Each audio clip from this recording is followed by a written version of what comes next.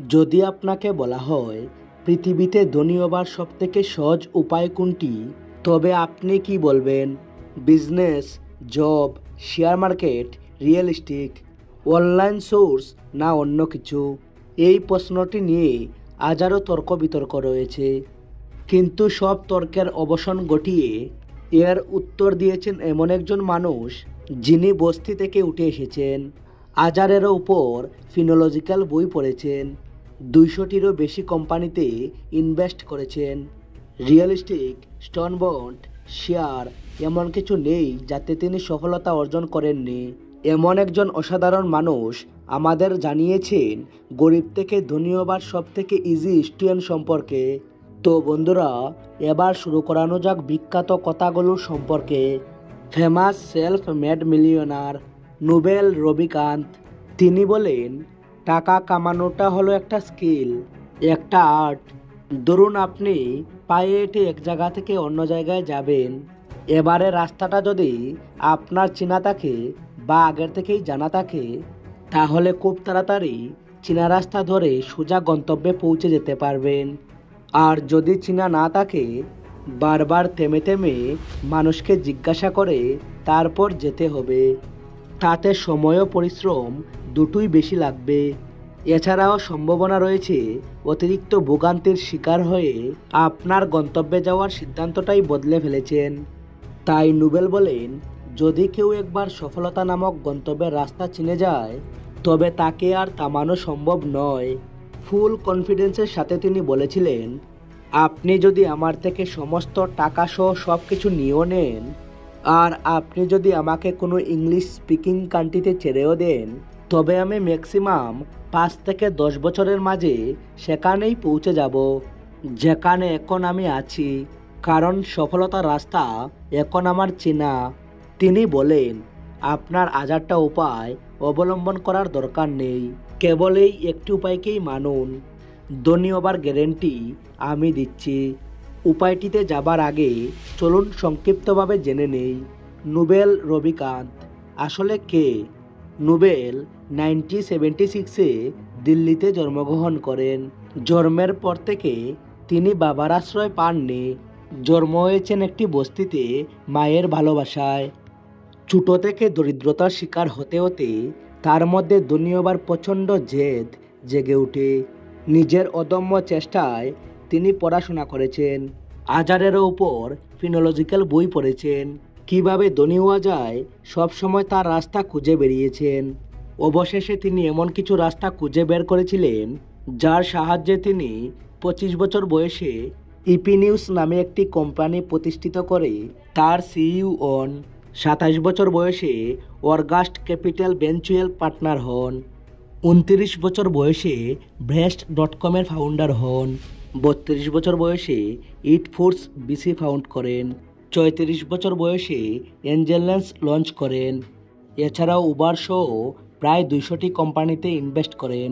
আর finally 43 বছর বয়সে তাকে Angel investor of the year হিসাবে ঘোষণা করা হয়। অনিশ্চিত অন্ধকার জীবনকে তিনি পুরো সাফল্যে ঘিরে দেন। নোবেল বলেন, যে কেউই ধনী হতে পারে, কেবল তাকে কিছু প্রিন্সিপাল মেনে চলতে হবে। এক্ষেত্রে তিনি বলেন, আমাদের দেশের বেশিরভাগ লোক লেখাপড়া শেষ করে 30 বছর বয়স পর্যন্ত ভালো চাকরির পিছনে ছুটে সময় নষ্ট করে ফেলে, যেখানে জব বা চাকরি হলো এমন একটা জিনিস যা আপনাকে ধনী হতে দেবে না, গরিব মিডল ক্লাস ফ্যামিলির মধ্যে ঝুলিয়ে রাখবে। বাঁচার মতো বাঁচতে পারবেন না মরতে পারবেন। তাই এই রেড রেস থেকে বেরিয়ে এসে অন্য কিছু করার ট্রাই করুন। পৃথিবীতে যতজন ধনী ব্যক্তির নাম শুনবেন, কেউই চাকরি করে ধনী হতে পারেননি। দেখুন, গার্মেন্টসের চাকরি করবেন, সারাদিন কাটাকাটনির পর মাস শেষে মাত্র 15 থেকে 20,000 টাকা পাবেন, যার অর্ধেক চলে যাবে রুম ভাড়া ও চিকিৎসার পিছনে। সরকারি চাকরি করবেন, যার এভারেজ বেতন 20 থেকে 30,000 টাকা। এই টাকার অধিকাংশই তো চলে যাবে বেসরকারি হসপিটালের ডক্টরশিপ টেস্ট করতে। এছাড়াও বাচ্চাদের লেখাপড়ার খরচ ও অন্যান্য তো রয়েছেই। তাহলে এই ক্ষেত্রে কী করা প্রয়োজন? নোবেল রবিকান্ত বলেন, আপনার কাছে যদি জমানো টাকা থাকে, তাহলে তো খুবই ভালো। আর যদি আপনার কাছে জমানো টাকা না থাকে তাহলে প্রথমে আপনাকে কিছু টাকা জমাতে হবে। টাকা জোগানোর ক্ষেত্রে আপনার কাছে যতই সামান্য কাজ হোক না কেন আপনি লজ্জাবোধ করবেন না। এরপর সেই টাকার মাধ্যমে আপনাকে এন্টারপ্রেনিউর ও উদ্যোক্তা হওয়ার চেষ্টা করতে হবে। যে কোনো ক্ষেত্রে উদ্যোক্তা হয়ে ছোট একটি বিজনেস করতে শুরু করুন। ছোট হোক বা বড়, যে বিষয়টি নিয়ে বিজনেস করতে চান সেই বিষয়টি ভালোভাবে স্টাডি করুন। এর মার্কেট ভ্যালু কেমন, কাস্টমার কেমন, খরচ কেমন, মুনাফা কেমন, কি পদক্ষেপ নিতে হবে, কিভাবে সেলিং স্কিলকে বাড়ানো যায়, এইসব বিষয়ে বিস্তারিত জেনে নিন। কিছু জেনে বুঝেই শুরু করুন। পারলে ট্রেনিং করুন যাতে মাঝপথে ছেড়ে যেতে না হয়। এইসবের পরেও যদি আপনার ব্যবসা করতে ভয় হয়, আমি বলবো আপনার ভয়টা অমূলক নয়। কারণ একটি রিসার্চ অনুযায়ী 60% গরিব তার জমানো টাকা দিয়ে ব্যবসা শুরু করতে পারে না। এটা ভেবে যদি তার বিজনেসে লস হয়ে যায়, অ্যাকচুয়ালি ভাবনাটা সঠিক। এই বিষয়টি খেয়াল করে নোবেল বলেন, যদি আপনি বিজনেস করে মুনাফা অর্জন করতে পারেন তবে সেটা তো খুবই ভালো। এবারে সেই লভ্যাংশকে কম্পাউন্ড করার জন্য আপনাকে বিভিন্ন ক্ষেত্রে ইনভেস্ট করতে হবে, যেমন real estate, gold, share market ইত্যাদি ইত্যাদি। আর যদি বিজনেস করতে ভয় হয় তবে আপনার টাকাকে বেশ দুটি জায়গায় ইনভেস্ট করুন, রিয়েল এস্টেট আর গোল্ড, অর্থাৎ জমি কিনায় ও স্বর্ণ কিনায়।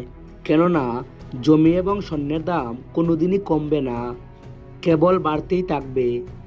এর একটি উদাহরণ আমি আপনাদের দিচ্ছি।